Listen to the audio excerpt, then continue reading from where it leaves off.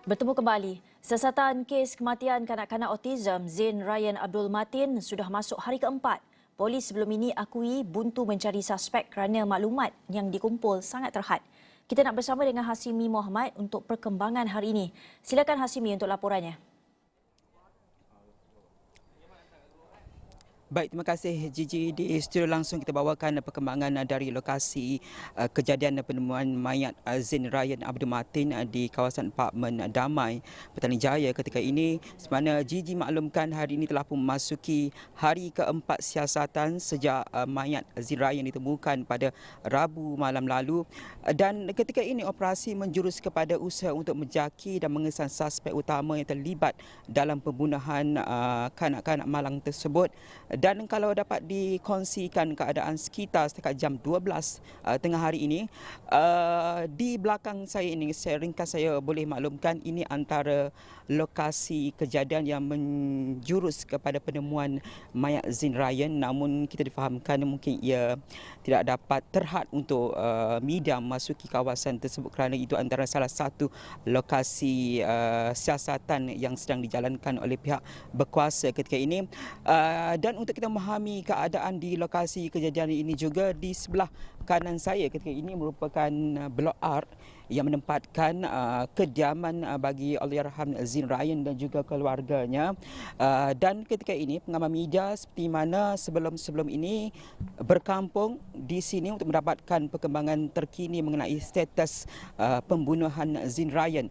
Dan sebentar tadi kita juga sempat menemu bual datuk kepada Zain Ryan sebenarnya yang turut hadir ke lokasi ini untuk melihat sendiri dan juga berjumpa dengan family Allahyarham Zain Ryan, iaitu Zahari Muhammad Rebah yang berusia 55 tahun.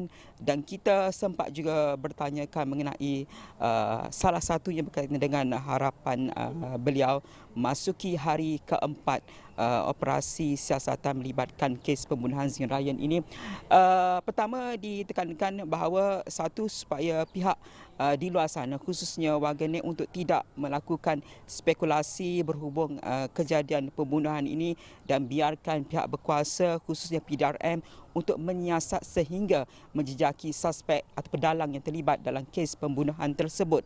Dan seperti mana yang kita sedia maklum bahawa setakat ini bahawa bahan-bahan kes termasuk juga baju kepada Allahyarham Zain Ryan itu telah pun dihantar kepada Jabatan Forensik untuk dianalisis, dan kita menjangkakan bahawa keputusan tersebut akan dimaklumkan dalam masa terdekat untuk pihak polis mengecilkan skop siasatan khususnya menjurus kepada suspek yang terlibat dalam kes pembunuhan tersebut. Dan menarik juga untuk saya kongsikan di sini di mana dikongsikan oleh datuk kepada Zain Ryan seperti tadi, antara kawasan kegemaran Allahyarham sebenarnya adalah ini. Kalau boleh tunjukkan, ini antara lokasi kegemaran Allahyarham Zain Ryan, itu kawasan taman permainan yang terletak tidak jauh daripada blok kediaman Allahyarham. Ini tangga menuju ke rumah Allahyarham, dan ini lokasi yang terletak menjadi lokasi kegemaran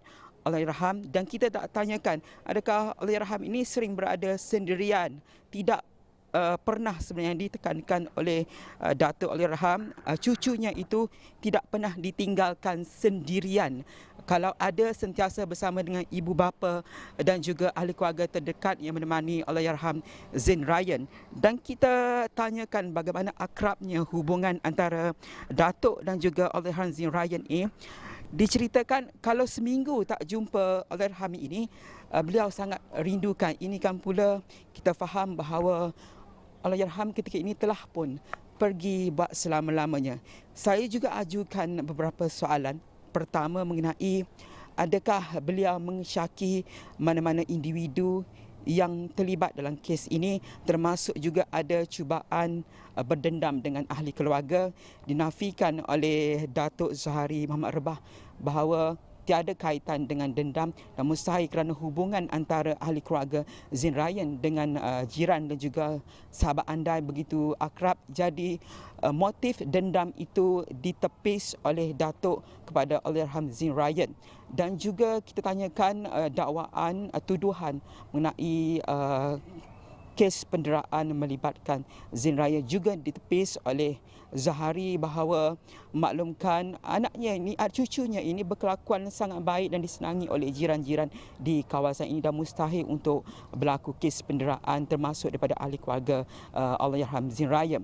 Dan kita tanyakan juga kerana pihak polis baru ini mengesahkan berlaku penemuan kes kecederaan di bahagian leher dan badan Zain Ryan. Saya tanyakan ketika beliau melakukan pengecaman mayat terhadap Allahyarham Zain Ryan itu, adakah beliau melihat perkara itu, dan dimaklumkan beliau melihat perkara itu berlaku kecederaan di beberapa bahagian badan cucunya Zain Ryan. Jadi tumpuan ketika ini adalah kita memberi fokus kepada hasil analisis jabatan kimia untuk pihak polis mengecilkan skop pencarian suspek yang terlibat dalam kes pembunuhan Allahyarham Zain Ryan ini, dan kita akan bawakan perkembangan lanjut di buletin-buletin seterusnya. Kita harapkan untuk orang ramai untuk bertenang dan mendoakan agar kes ini dapat diselesaikan dengan segera. Kita kembali pada Gigi di studio.